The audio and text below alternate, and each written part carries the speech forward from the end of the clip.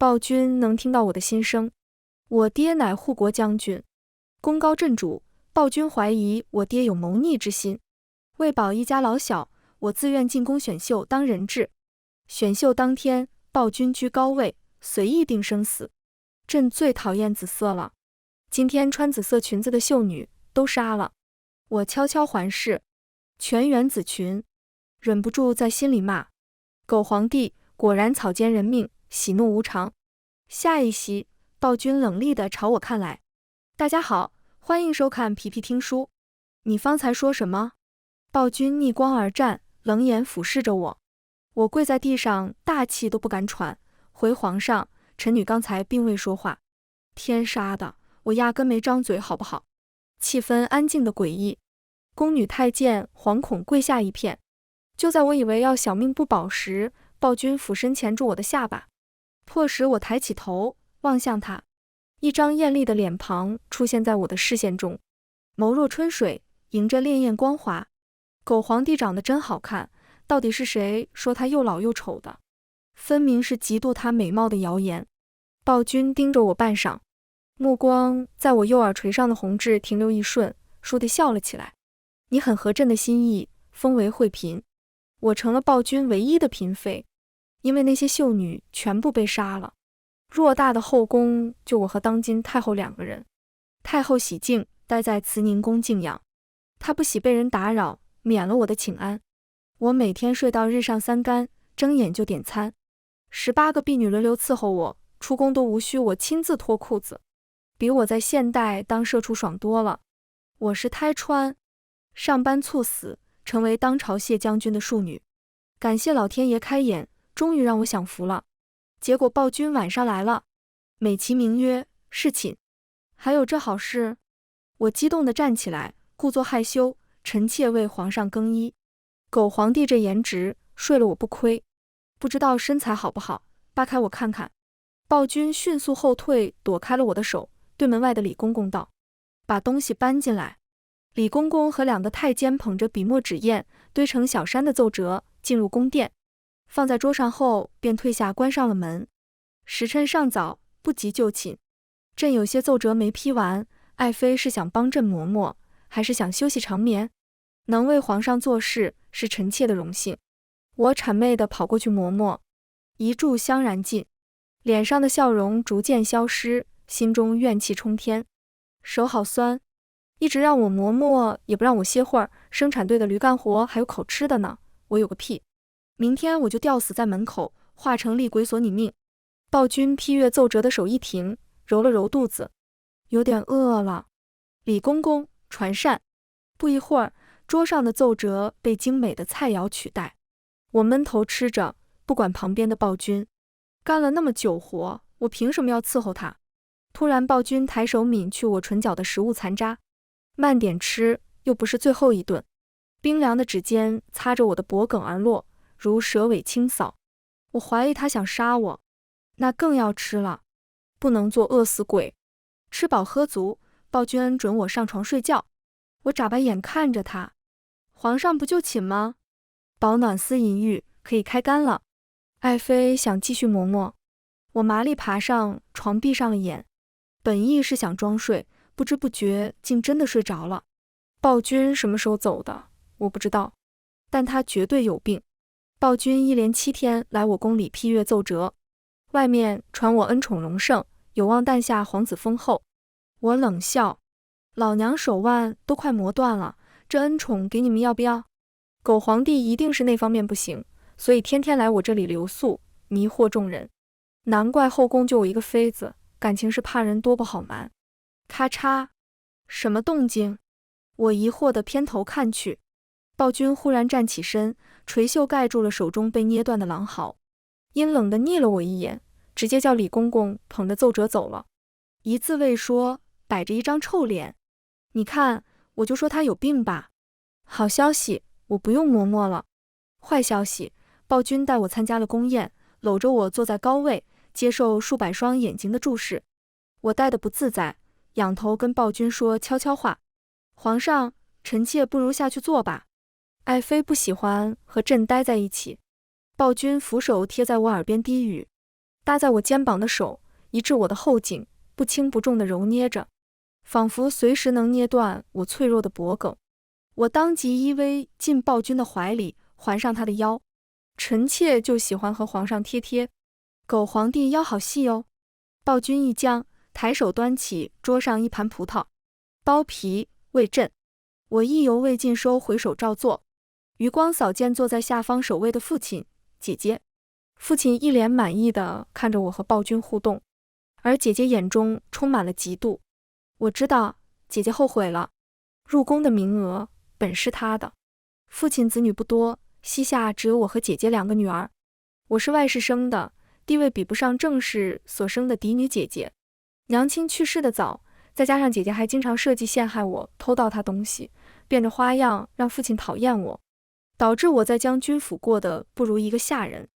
3天饿5顿，住在最冷清偏僻的院子，无人问津。直到半个月前，宫里传出消息，新皇怀疑父亲有谋逆之心，起了杀意。父亲惶恐不安，就想到了送女儿进宫当人质，表忠心的主意。可是新皇楚琼登基不过3个月，杀人上千。什么你的长相朕不喜欢，衣服太丑，语气不对，左脚先迈进来。杀人的理由千奇百怪，更有传闻说他喜食人心，貌如夜叉，完全是一个喜怒无常的暴君。姐姐不敢去，想起了我的存在。那天是我穿越过来吃的第一顿饱饭，1盘肘子，2碗米饭，换我自愿入宫选秀。在大昌，庶女只能为妾，反正日后也要被父亲塞进哪个后院里做妾，我为何不进宫搏一搏，做个地位高的？就像现在，父亲和姐姐要仰视着我，不能饿着我，对我不敬。忽然一道尖细的嗓音拉回了我的思绪，有刺客，快护驾，保护皇上！一柄利剑破空而来，直逼高位。我身体反应快过脑子，一把推出身旁的楚琼挡剑。楚琼不敢置信，墨色的瞳孔映出我惨白的脸。完了，人生到头了呢！皇上您别死，臣妾不能没有您啊！你死我今天也吊死在大殿上，咱俩一起做个饿死鬼。弑君的下场我真的承受不住。我鬼哭狼嚎地扑在楚琼的身上，楚琼被我压得闷哼了一声，嘴角不易察觉地轻勾了一下，似有几分无奈。爱妃再不起来，朕就要被你压死了。楚琼安然无事，全靠金丝软甲挡住了那一剑，不仅当场手刃了那个刺客，还抓到了幕后指使。安王，先皇的弟弟，楚琼的皇叔。皇叔，你是亲眼看着朕长大的，怎能想要杀朕？自从你登基，朝中老臣被你杀了一大半，死在你手中的人更是不计其数，残暴不仁，心狠手辣，你根本不配为君。本王杀你，乃替天行道。安王说的义愤填膺，下一瞬被楚琼的长剑贯穿了胸膛。皇叔声音太大，吵到朕了。一时间，大殿鸦雀无声。楚琼缓缓抽出染血的长剑，走向高位的我。爱妃，你可知是君有何下场？剑尖拖地，发出刺耳的滋啦声。我一哆嗦，跪在地上，回皇上是凌迟处死。臣妾方才是脑子抽风，才推了皇上。嘘。楚琼伸手抵在我的唇上，顺势抚摸上我的脸颊。爱妃做得很好，你的命比朕的重要，下次再遇到危险，依然要这么做。我听得鸡皮疙瘩都起来了。皇上您正常点，臣妾害怕。不行，您给臣妾意见呢？楚琼没有动我一根头发，反而当众给我升为了贵妃，准我搬到乾清宫与她同住。我觉得楚琼有毛病，但所有人都知道了暴君有多宠爱我，甚至可以不在乎他自己的性命。太后也因此召见了我，这是我第一次见大昌的太后，年过40却保养得极佳，一袭身子宫装，眉目温和地望着我，确实是个妙人，难怪皇上对你痴心一片。不过皇上的脾性你比哀家清楚，终有一日他会厌烦你，杀了你。人要为自己留条后路。我听懂了，这是来拉拢我的。太后想要臣妾做什么？你果然是个聪明的孩子。太后从袖中拿出了一个瓷瓶，放在了桌上。此乃春日醉，无色无味，遇水即溶，连用10日，必死无疑。你现在与皇上同住，最适合下手。明珠，哀家希望你为百姓，为大昌谋一位人君。我垂眸不语。可是大昌的百姓都喜欢楚琼。朝臣说楚琼凶狠毒辣，枉为人君，是因为他登基第一件事杀贪官，除奸臣。死去的那上千人是吸食百姓血肉而生的水蛭，是藏在大昌数十年的蛀虫。杀尽贪官奸臣，减少税收，百姓的日子不到半年就好了起来。这是我在民间的所见所闻。而入宫这小半月，我看到宫女太监3餐有荤有素，住的是独立小屋，每隔3天可以出去探亲一次。楚琼取消了繁琐的规矩，给了他们最大的自由，生活保障。他们并不怕楚琼，而是敬重他们的君主。至于那些秀女，压根没死，好吃好喝的养在冷宫里做人质。除了不能出去，楚琼满足了他们一切条件。上次我路过冷宫，还有姑娘笑着约我打牌。楚琼根本不是暴君。见我默不作声，太后沉下了脸。惠贵妃的意思是不愿解救大昌于水火之中了。我伸手拿起瓷瓶，颔首低眉，臣妾定不辱使命。太后重新露出笑容，赏了我一个玉镯子。我带着赏赐，前脚刚出慈宁宫，后脚就去了御书房。瓷瓶一放，镯子一摘。皇上，臣妾要告发太后娘娘弑君，她要臣妾毒杀您。我不懂朝中局势，但我知道该抱哪条大腿。太后再厉害，也斗不过一步步爬上来的皇帝啊。楚琼正愣须臾，低笑出声，抬手拂掉了桌上写有贵妃见太后是否杀之的纸张。爱妃，你当真是让朕好惊喜。月色凉如水。楚琼第一次没有让我磨墨，屏退众人，与我在乾清宫的院中对饮。你可知朕为何单单讨厌紫色？因为呀，太后喜欢。对于宫中秘闻，我多少听说过一些。太后并非楚琼的亲生娘亲，楚琼的娘亲在生下她后就死了。先皇将她放到无子的灵妃膝下养着，谁成想1年后，灵妃怀孕，诞下了一位皇子。楚琼的苦日子就开始了。灵妃怕楚琼长大后与她儿争夺皇位，故意挫她的性子，逼她吃弟弟的剩饭，跪在弟弟面前当擦脚垫，任由弟弟打骂她。她想让楚琼知道，无论她有一天爬到多高，都是她弟弟的脚下之时，永远是她弟弟的狗。偏偏6位皇子，只有楚琼最争气，忍辱负重，登上了皇位。灵妃慌了，为求楚琼放过她，亲手杀死了她的儿子，以养恩威胁绑架，煽动朝臣，让楚琼立了她为太后。自此两人越发不对付。选秀那天，秀女所着的衣裙皆是太后准备。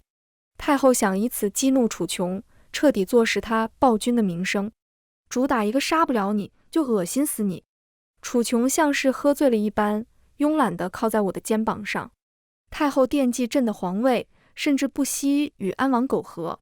可惜安王行事鲁莽冲动，毁了他行刺的计划，他便将主意打在你的身上。你把下毒一事告诉朕，太后必定会报复你。爱妃，你信朕可以保护好你吗？我点了点头。楚琼望着我，片刻，轻轻用鼻尖蹭着我的脖颈，如同是在撒娇。朕不会让你有事的。明珠，这是楚琼第一次叫我的名字，缠绵婉转，怪好听的。我没等到太后的报复，但等来了我的嫡姐。姐姐一屁股坐在殿中的椅子上，趾高气扬命令我：限你3日，想办法让皇上宠幸我。我翻了个白眼，姐姐你不能长得丑，就想得美。腿长在皇上的身上，他想宠幸谁就宠幸谁，本宫管不了。谁说爱妃管不了的？楚琼走进了宫殿，姐姐连忙起身行礼，目送秋波，臣女谢雪儿见过皇上。朕知道你是爱妃的姐姐。楚琼走到我身边坐下，状似不满。你姐姐想进宫，爱妃你怎能不帮她？就留下当你的贴身婢女，伺候你饮食起居吧。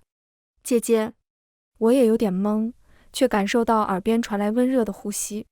楚琼压低声音说，尽管教训他，人死了，推阵头上，这多不好。我险些没压住上扬的嘴角。楚琼一走，我就往椅子上一靠。小雪子，来给本宫捶捶腿，记得跪在地上，不要抬起头，本宫厌丑。谢明珠，姐姐刚喊出我的名字，宫女狠狠甩了她一个耳光。放肆！贵妃明慧，可是你能直言的，若不小心伺候，奴婢这就去请皇上过来治你的罪。姐姐不甘地跪下照做，力气太小了。算了，你去倒杯茶吧。怎么这么烫？宫女很有眼力劲儿的又扇了姐姐一个耳光。你是不是想谋害娘娘？我没有。大胆，竟敢自称我奴婢只是第一次做这种事，不熟练，奴婢马上去换一杯。姐姐借着端茶，狠狠地对我小声说。谢明珠，你别太过分了。我挑眉，姐姐从前在府里不也是这般对我的吗？你让我给你捶腿倒茶，做你的婢女，一言不合就甩我一巴掌，说你这么做是为了我以后到夫家可以更好的伺候夫君婆婆。姐姐，怎么到你身上，你却不乐意了？我那是我反手一巴掌将姐姐抽倒在地，如她曾经对我的样子，轻蔑地俯视着她。你该自称贱婢。不到一旬，姐姐比入宫前瘦了一大圈，脸颊红肿不消，然而仍对楚琼不死心。当着我的面，姐姐朝楚琼跪下，渲然欲泣地告状：皇上，请您为贱婢做主。贵妃娘娘她动不动就责罚贱婢，虐待贱婢。楚琼不耐烦地打断姐姐：朕就喜欢爱妃她这一点。你只是受点皮肉之苦，但爱妃她收获了开心。你身为姐姐，不应该也很开心吗？姐姐瞪大了眼，我猜她是想骂楚琼神经病，因为我也经常偷偷骂。请皇上送贱婢出宫。贱婢思念父亲。准。楚琼看向我，爱妃也很久没回将军府了，朕陪你一同回去看看。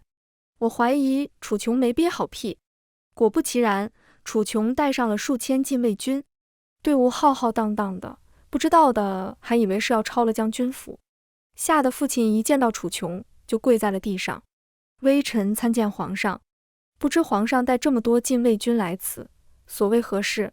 楚琼抬手揽我入怀，另一只手挥了挥。禁卫军压着姐姐上前。爱卿，朕有你2个女儿，你想要哪一个呢？不只是父亲和姐姐，我也呆了。狗皇帝到底在搞什么鬼？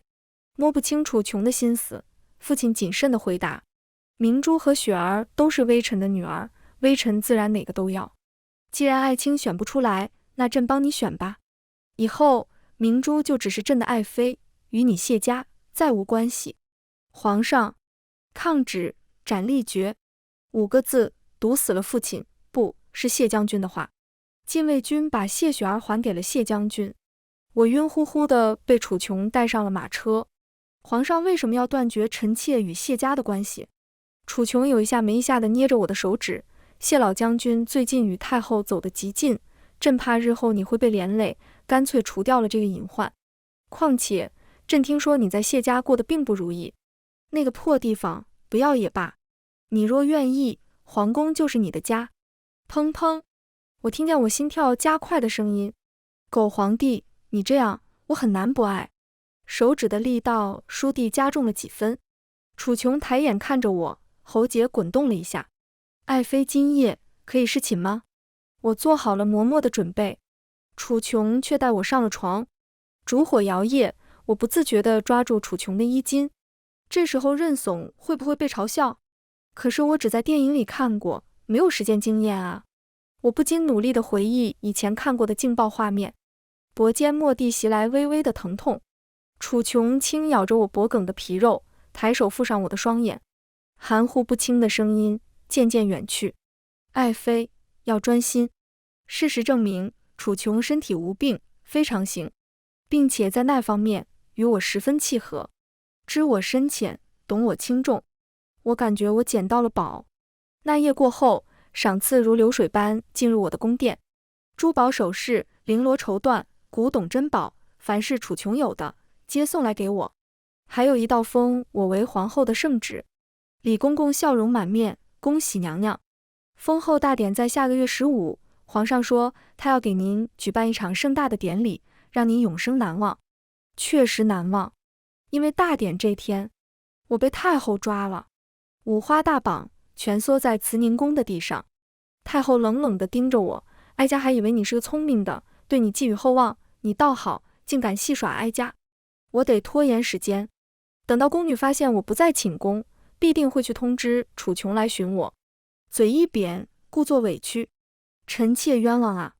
臣妾天天给那狗皇帝下药，可他什么事都没有。太后，你给臣妾的毒药会不会过期了？你当哀家是跟你一样的蠢货吗？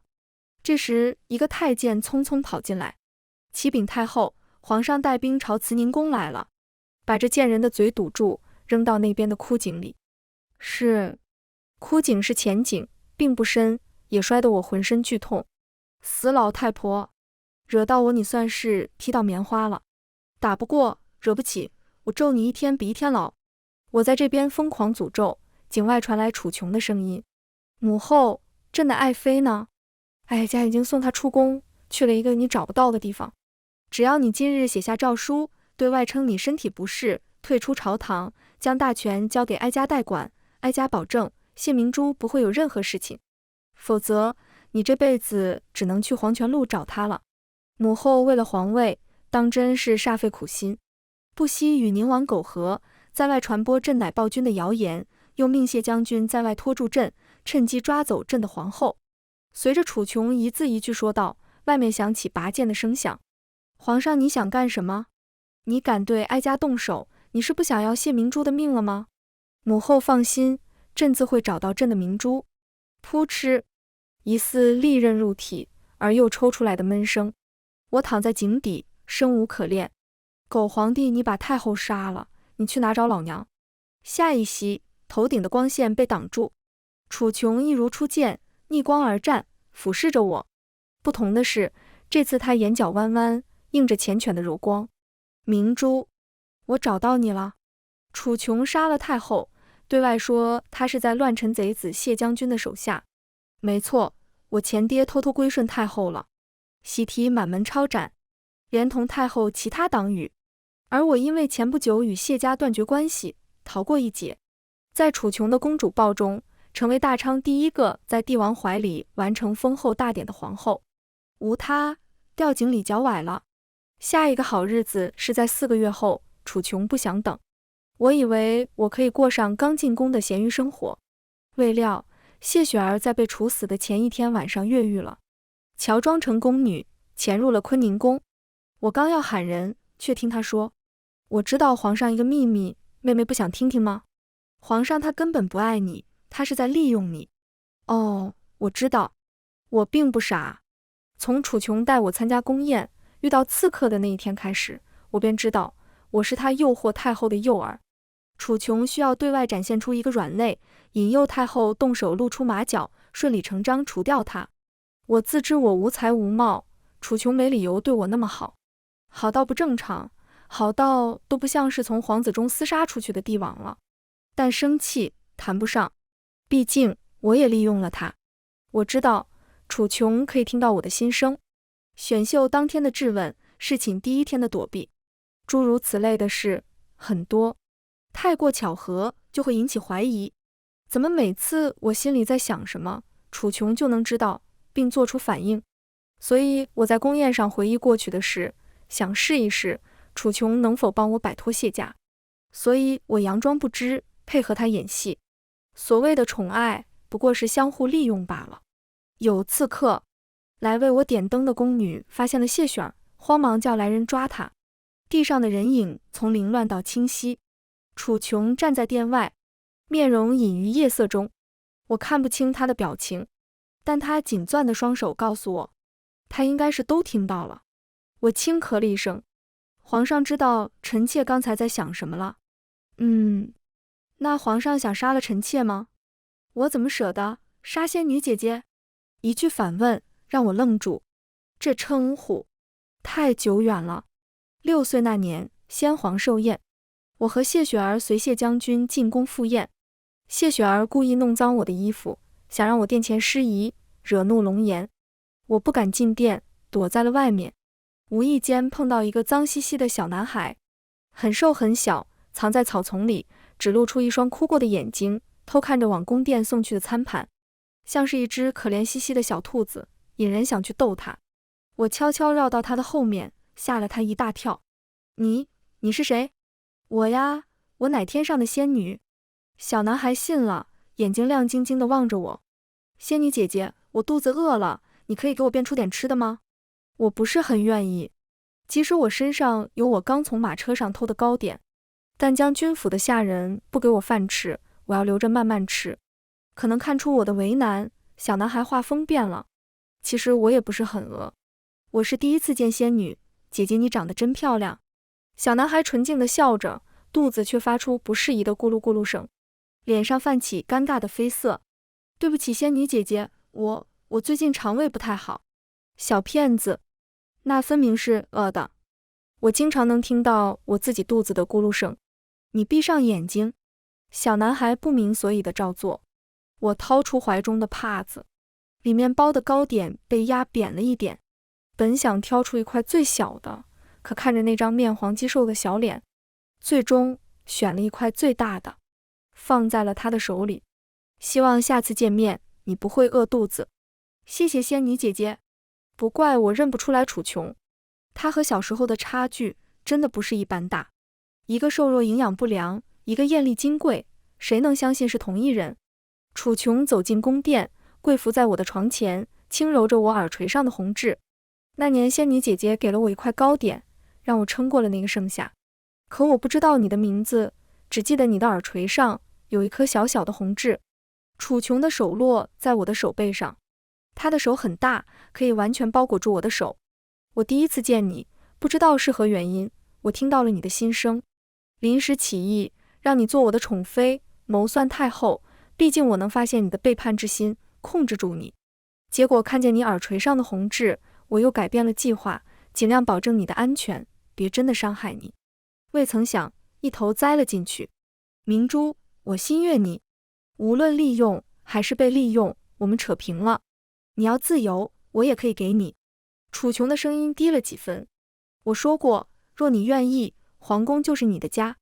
你若不愿，随时离开，我为你准备盘缠。说到最后，楚琼俯身枕在我的腿上，温软的脸颊贴在我的掌心。你知道的，我从小就失去了母亲，没有人教我，以至于我不懂得该如何爱一个人。对不起，装可怜可耻。可是我想试着留下你。楚琼抬起头，眨巴眼望向我。她本就生的明艳，如今摆出一副无辜的样子，无端有些勾人。我承认，我颜狗。那我要一道圣旨，如果有朝一日你负我，或是我对你厌烦，我可以随时离宫。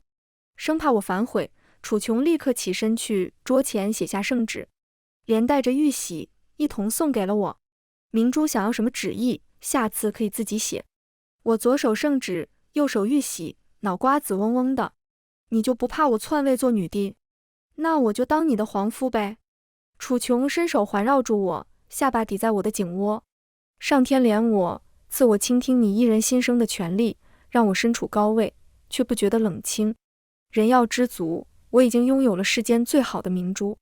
我偏头吻在楚琼的额前。谢谢你，楚琼，送身处异乡的我一个家。番外，我叫楚琼，是这个国家的三皇子。从小到大，没有人爱我，所有人都想利用我。母妃死了以后，皇后收养了我。父皇和皇后并不相爱，他们因为权力斗了一辈子，谁也没法真正伤害到对方，却又一直恶心着对方。一开始，皇后费尽心思的要收养我，我以为我有了依靠，结果并没有。她只是需要个傀儡，作为她掌握朝局的棋子。但她教会我很多，除了骑射和帝王之道，她还用行动告诉了我，我只能靠我自己才能突破这个困局。可她没想到，我这个傀儡从来都不是任人摆布的，毕竟我的身上流着父皇自私的冷血。父皇去世后，我顺利继承了皇位，登基后第一件事就是夺回手中的权力。为了夺回权力，我杀了很多人，好人坏人，只要阻挡我路的全都没有留下，即使是良臣，我也不会给予一分信任。我成长的经历告诉我，我只能信任自己，因为我的行为已经成为太后的她大肆借此行为宣扬我是暴君，想让我失了民心，失了臣心。可大家见过我的凌厉手段以后，已经没有人敢反抗了。到此为止，我都认为这个世界上除了我自己，我谁也不能信。直到一次选秀，我本来想把碍眼的人全都除掉，一个不留，我这样的人怎么配有爱情和后代？但是我竟然在这次选秀中听到了一个女人的心声，这激起了我的好奇心。我的第一反应是她使了什么手段，想要陪她玩一玩，戳穿她的把戏。相处过后，越发觉得这个小女人可爱、可怜，想要保护她。在得知她幼年受到的伤害以后，更加想要保护她，想给她报仇。也许我是冷血的，对我来说，家人无足轻重，我不知道她是不是这么看待。还好我能听到她的心声，知道她不反感以后，我就可以用我的方式守护她，为她报仇了。也许我是偏执的，但是我要用行动告诉她，这个世界只有我俩才是对方的救赎和依靠。也许他是上天眷顾，特意送来让我有一个除了自己之外可信任的人。随着时间流逝，真的感觉自己慢慢爱上他了。也是遇见他，觉得自己的生命从此有了意义，皇位、江山、权力、金钱，在他面前都没有了诱惑力。感谢上天把他送到我的身边，教会我如何去爱一个人。我想我会深爱他，直到……全文完，皮皮听书，感谢您的观看。每天上新精彩小说，喜欢就订阅吧。